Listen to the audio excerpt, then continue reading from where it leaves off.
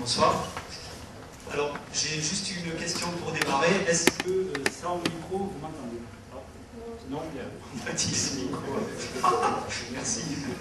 Ok.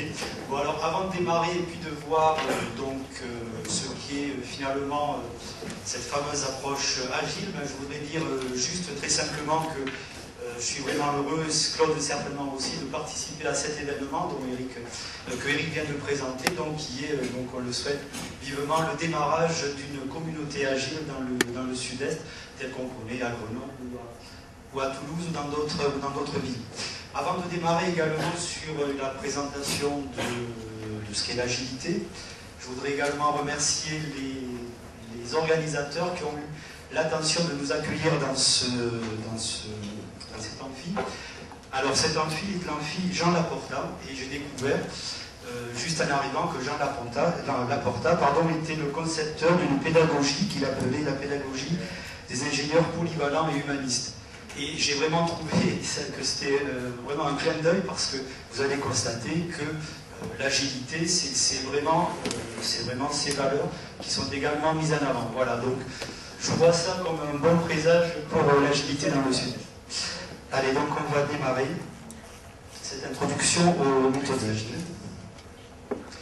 Alors il s'agit d'abord de voir concrètement de quoi on parle. Donc là, mon propos tout de suite est, dans les minutes qui viennent, de présenter ce qu'on appelle concrètement l'agilité à partir de ce fameux manifeste agile qu'on va voir en détail tout de suite après.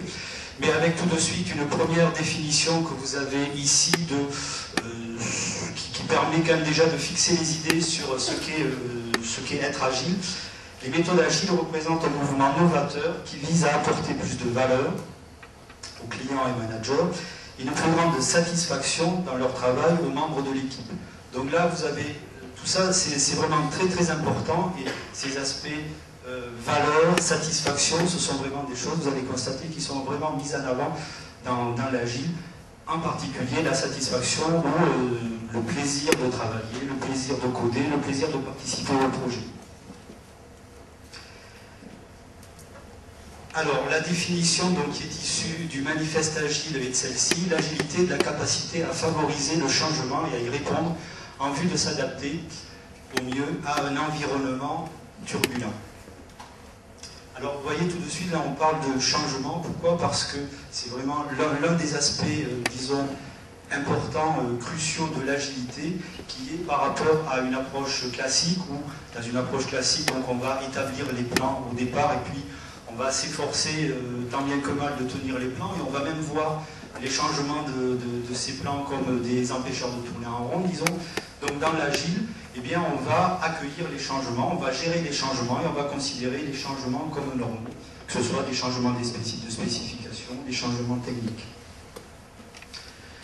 Alors, l'agile, le manifeste agile que l'on va voir et qui définit en quelque sorte l'agilité, date de 2001. Pour resituer un petit peu le contexte, voyons ce qui se passait, disons, alors ça fait maintenant plus de 10 ans, dans les années 90. Bon, rapidement, pour fixer les idées, on peut dire que le quotidien est, encore aujourd'hui, le quotidien de bien des équipes, mais c'est ce que vous avez à gauche, donc un cycle en V, le fameux cycle en cascade, avec spécification, conception préliminaire, etc., codage, test unitaire, test de recettes, ainsi de suite. Donc quelque chose que vous connaissez, qui se traduit aussi parce qu'en agile, on appelle la grosse conception du début, c'est-à-dire qu'il faut vraiment, dès le départ, prévoir toutes les specs, prévoir toute la conception. Et il se traduit aussi par un bon nombre de documents, un document représentant d'ailleurs souvent l'avancement du projet. Donc ça, c'est la situation tout à fait courante dans les années 90 et encore aujourd'hui. Alors, face à cette situation quand même qui amène à, alors selon les études, 2 tiers à 3/4 d'échecs dans les projets, ou de perception d'échecs.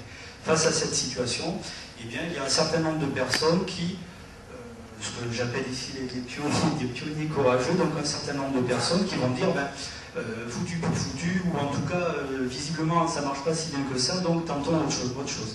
Et donc, on va voir apparaître dans les années 90 des méthodes, donc Extreme Programming, Scrum, qui vont se baser, disons, sur d'autres, ce qu'on pourrait appeler d'autres paradigmes, d'autres visions de ce qu'est le développement et de ce qu'est un projet. Donc ça c'est en quelque sorte l'avant manifeste agile qui vient donc en 2020. Alors ce manifeste agile, le voici, donc vous avez le site web qui est indiqué, Agile Manifesto. En fait, ce manifeste c'est quoi? C'est finalement le résultat de la réunion de tous ces concepteurs, donc de ces nouvelles méthodes qu'on appelait des méthodes légères. À l'époque on parlait de light process. Light process est en opposition au process lourd, vous voyez, cycle de vie en V, gros documents, plein de documents, etc.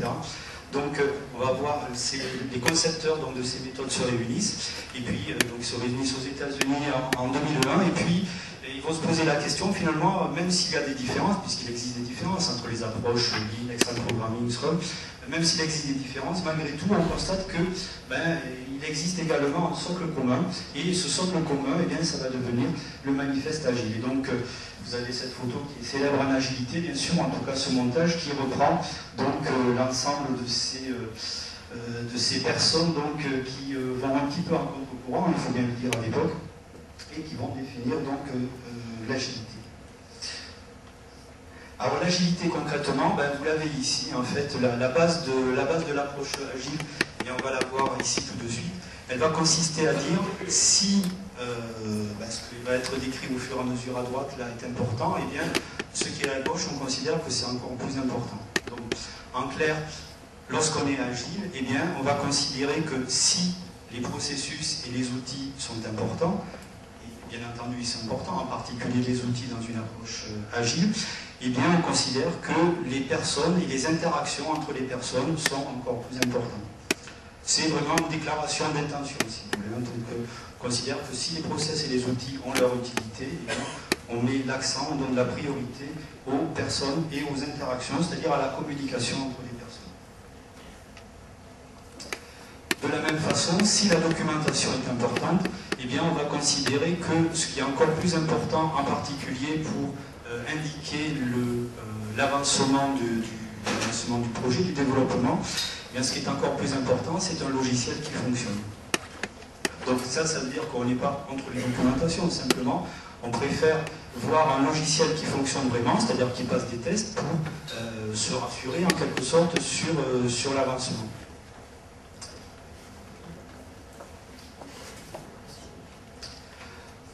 De la même façon, si les contrats et les négociations, bien sûr, entre clients et réalisateurs, disons, sont importantes, eh bien, ce qui est encore plus important, c'est la collaboration entre, justement, ce client et les réalisateurs.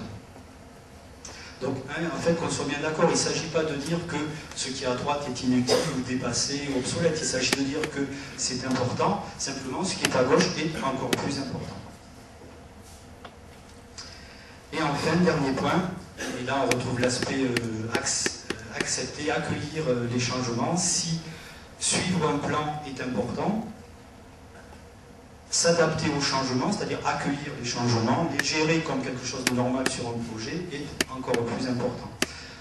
Alors, j'insiste sur cette chose-là parce que il s'agit dans une approche agile, il s'agit bien sûr de créer des plans, enfin en tout cas des plannings, des choses comme ça. Vous allez constater au fur et à mesure des présentations de Scrum par Claude tout à l'heure, ou bien d'Extreme Programming par moi-même, vous allez constater que des plans, en fait, on a des plans, on a des plannings, et je dirais même que par rapport à une approche classique, on est encore plus discipliné par rapport à ces choses-là, puisqu'on fait le point chaque jour, etc., etc.